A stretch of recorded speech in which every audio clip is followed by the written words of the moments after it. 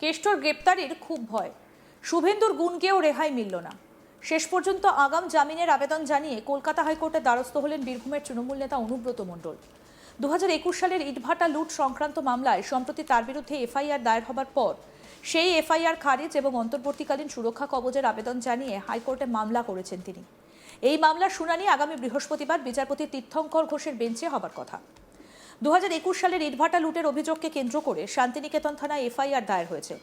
ওই মামলায় গ্রেপ্তারি এড়াতে প্রথমে নিম্ন আদালতে আগাম জামিনের আবেদন করেছিলেন অনুব্রত মণ্ডল, তবে সেই আবেদন খারিজ হয়ে যায়।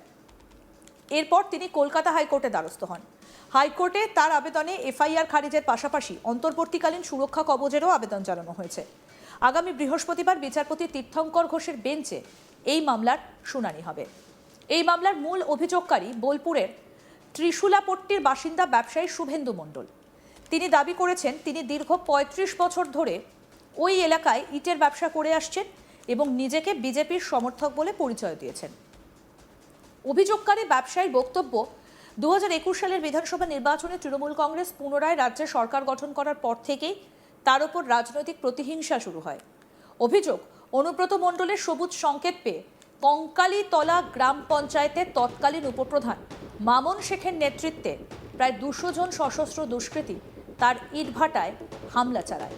অভিযোগ অনুযায়ী হামলাকারীরা ইটভাটায় ব্যাপক ভাঙচুর চালানোর পাশাপাশি সেখানে কর্মরত শ্রমিক এবং কর্মচারীদের মারধর করে।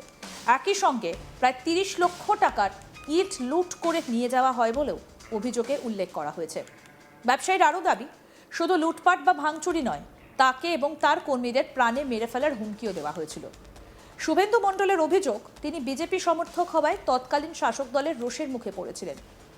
সেই সময় রাজ্যের তৃণমূল কংগ্রেস সরকার ক্ষমতায় থাকায় তিনি নিরাপত্তার অভাবে এতদিন প্রকাশ্যে অভিযোগ জানানোর সাহস পাননি বলেও দাবি করেছেন।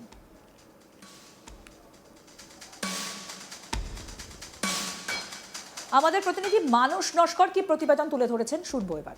এইবার কলকাতা হাইকোর্টের দ্বারস্থ বীরভূমের একদা তৃণমূল কংগ্রেসের বীরভূমের বাঘ অনুব্রত মণ্ডল। তার বিরুদ্ধে দায়ের হওয়া এফআইআর খারিজের আবেদন নিয়ে এবং আগাম জামিনের আবেদন নিয়ে কলকাতা হাইকোর্টের দ্বারস্থ হয়েছেন তিনি। বিচারপতি তীর্থঙ্কর ঘোষের বেঞ্চে দায়ের হয়েছে মামলা। আগামী বৃহস্পতিবার অর্থাৎ আগামীকাল এই মামলার শুনানি হতে পারে বলে আদালত সূত্রে জানা যাচ্ছে। মামলার যে মামলা দায়ের হয়েছে, মামলার বয়ান অনুযায়ী 2021 সালের একটি ঘটনায় তার বিরুদ্ধে সম্প্রতি দায়ের হয়েছে এফআইআর। বীরভূমের কঙ্কালীতলার এক ব্যবসায়ী, ইট ব্যবসায়ী শুভেন্দু মণ্ডল নামে এক ব্যক্তি, তিনি সম্প্রতি অভিযোগ দায়ের করেছিলেন থানায়। সেই অভিযোগের পরিপ্রেক্ষিতে এফআইআর দায়ের হয়েছে।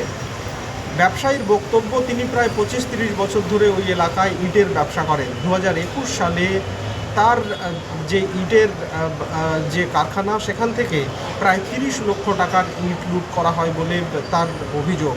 কিন্তু সেই সময় যেহেতু তৃণমূল কংগ্রেস ক্ষমতায় ছিল, সেই জন্য তিনি এর বিরুদ্ধে মুখ খুলতে পারেননি। তাকে হুমকি দেওয়া হয়, তার প্রায় 200 জন কর্মীকে মারধর করা হয়, ইট লুট করা হয়, কিন্তু তিনি মুখ খুলতে পারেননি।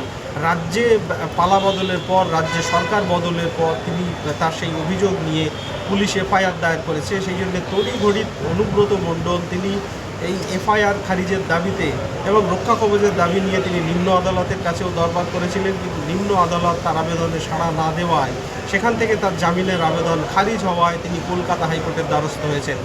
বিচারপতি তীর্থঙ্কর ঘোষের বেঞ্চে দায়ের হয়েছে মামলা। ইতিমধ্যে সেখানে অনুব্রত মণ্ডলের পক্ষ থেকে হলফনামা জমা দিয়েও তার বক্তব্য জানানো হয়েছে। বিচারপতি তীর্থঙ্কর ঘোষ জানিয়েছেন আগামীকাল এই মামলার তিনি শুনানি করবেন। প্রসঙ্গত, 2021 সালে বীরভূমের কঙ্কালীতলায় একটি ইটভাটা থেকে ইট লুট করাকে কেন্দ্র করেই মূল অভিযোগ, যেখানে ব্যবসায়ী শুভেন্দু মণ্ডল তার বক্তব্য, 2021 সালে তার ইটভাটা থেকে প্রায় 30 কোটি টাকার ইট লুট করা হয়েছিল। তার 200 জন কর্মচারীকে মারধর করা হয়, হুমকি দেওয়া হয়, এমনকি তারা যদি মুখ খোলে তাদের বিরুদ্ধে পরবর্তীতে ব্যবস্থা নেওয়া হবে, এইরকম হুমকি দেওয়া হয়। ফলে তারা কোনো পদক্ষেপ করতে পারেননি। তার কারণ 2021 সালে রাজ্যে ক্ষমতায় ছিল তৃণমূল কংগ্রেস, সেই জন্যে তাদের পক্ষে এর বিরুদ্ধে সরব হওয়া সম্ভব ছিল না। একই সঙ্গে ওই ব্যবসায়ীর দাবি যে তিনি বিজেপি সমর্থকও, সেই জন্যেই তার ইটভাটাতে চোটপাট করা হয়েছিল, ইটভাটা লুট করা হয়েছিল। সম্প্রতি আমরা জানি যে তৃণমূল কংগ্রেসে কালীঘাট তৃণমূল এবং ঋতব্রত তৃণমূল যে গোষ্ঠী তৈরি হয়েছে, সেই ঋতব্রত তৃণমূল গোষ্ঠীতে সম্প্রতি নাম লিখিয়েছেন অনুব্রত মণ্ডল। তাকে বীরভূম তৃণমূল কংগ্রেসের জেলা সভাপতিও করা হয়েছে। পাশাপাশি তিনি অভিষেক বন্দ্যোপাধ্যায়ের বিরুদ্ধেও সরব হয়েছেন। গতকালকেই অভিষেক বন্দ্যোপাধ্যায় ক্যামাক স্ট্রিটের অফিস এবং আইপ্যাক নিয়ে তিনি সরব হয়েছেন এবং অভিষেক বন্দ্যোপাধ্যায়ের তৃণমূল স্তরীয় রাজনীতি সম্পর্কে কোনো অভিজ্ঞতা নেই, তিনি কখনো র্যালিতে হাঁটেননি, দেয়াল লেখন করেননি বলেই তিনি তৃণমূল কংগ্রেসের তার জন্যই তৃণমূল কংগ্রেসের এই অবস্থা বলে তিনি সরব হয়েছেন। পাশাপাশি আমরা জানি যে গতকাল কল্যাণ বন্দ্যোপাধ্যায়ও ক্ষোভ উগরে দিয়েছেন তৃণমূলের কালীঘাট তৃণমূলের অভিষেক বন্দ্যোপাধ্যায় এবং প্যাকের ভূমিকা নিয়ে। এই পরিস্থিতিতে অনুব্রত মণ্ডল তিনি যেখানে তৃণমূল কংগ্রেসের একে একে প্রায় বলা যায় যে বেশিরভাগ নেতাই যেখানে কালীঘাট তৃণমূল থেকে ঋতব্রত তৃণমূলের নাম লিখিয়েছে, সেই পরিস্থিতিতে অনুব্রত মণ্ডলের বিরুদ্ধে গত 2021 সালের একটি ঘটনায় দায়ের হয়েছে এফআইআর। সেই এফআইআর খারিজের দাবিতে আগে নিম্ন আদালতে আবেদন করেছিলেন অনুব্রত মণ্ডল, কিন্তু সেখানে তার জামিনের আবেদন খারিজ হয়ে যাওয়ায় এবার কলকাতা হাইকোর্টের দ্বারস্থ হয়েছেন। বিচারপতি তীর্থঙ্কর ঘোষ আগামীকাল এই মামলা শুনানি করবেন বলে জানিয়েছেন। আপাতত কলকাতা হাইকোর্টে রক্ষা কবচ পান কিনা অনুব্রত মণ্ডল, সেদিকে আমাদের লক্ষ্য থাকবে। এই অভিযোগের ভিত্তিতেই শান্তিনিকেতন থানায় এফআইআর দায়ের হবার পর আইনি জটিলতায় পড়েছেন অনুব্রত মণ্ডল। নিম্ন আদালতে আগাম জামিন না মেলায় তিনি এবার কলকাতা হাইকোর্টে শরণাপন্ন হয়েছেন। তার আবেদনে এফআইআর খারিজের পাশাপাশি অন্তর্বর্তীকালীন সুরক্ষা কবচ চাওয়া হয়েছে। এখন বিচারপতি তীর্থঙ্কর ঘোষের বেঞ্চে শুনানির দিকেই নজর রয়েছে। আগামী বৃহস্পতিবার হাইকোর্টে এই মামলার শুনানিতে আদালত কি নির্দেশ দেয় তার উপর নির্ভর করবে মামলার পরবর্তী আইনি অগ্রগতি।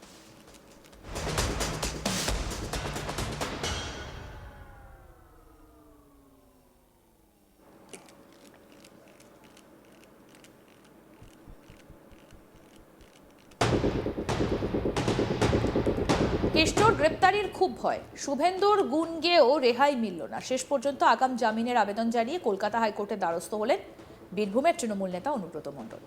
2021 সালের ইটভাটা লুট সংক্রান্ত মামলায় সম্প্রতি তার বিরুদ্ধে এফআইআর দায়ের হবার পর সেই এফআইআর খারিজ এবং অন্তর্বর্তীকালীন সুরক্ষা কবচের আবেদন জানিয়ে হাইকোর্টে মামলা করেছেন তিনি। এই মামলার শুনানি আগামী বৃহস্পতিবার বিচারপতি তীর্থঙ্কর ঘোষের বেঞ্চে হবার কথা। 2021 সালের ইটভাটা লুটের অভিযোগকে কেন্দ্র করে শান্তিনিকেতন থানায় এফআইআর দায়ের হয়েছে। ওই মামলায় গ্রেপ্তারি এড়াতে প্রথমে নিম্ন আদালতে আগাম জামিনের আবেদন করেছিলেন অনুব্রত মণ্ডল, তবে সেই আবেদন খারিজ হয়ে যায়। এরপরই তিনি কলকাতা হাইকোর্টের দ্বারস্থ হন। হাইকোর্টে তার আবেদনে এফআইআর খারিজের পাশাপাশি অন্তর্বর্তীকালীন সুরক্ষা কবচেরও আবেদন জানানো হয়েছে। আগামী বৃহস্পতিবার বিচারপতি তীর্থঙ্কর ঘোষের বেঞ্চে এই মামলার শুনানি হবে। আরও আপডেট পেতে দেখতে থাকুন আজ তাক বাংলা, সাবস্ক্রাইব করুন।